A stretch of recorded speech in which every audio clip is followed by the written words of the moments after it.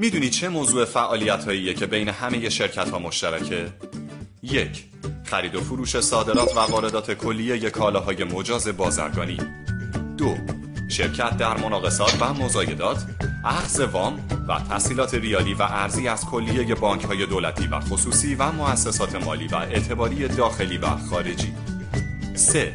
شرکت در نمایشگاه‌های بین‌المللی تخصصی و غیر تخصصی داخل و خارج از کشور. 4.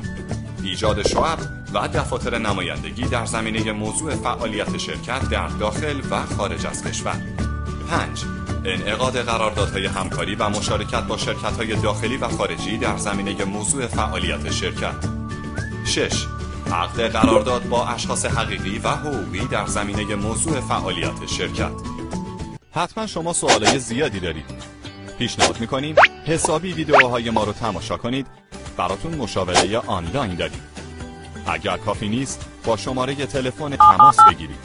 اگر هنوز به تشریح بیشتری احتیاج دارید به ما بگین تا 1 ساعت بعد با مشاور ما در دفتر خودتون جلسه حضوری داشته باشید.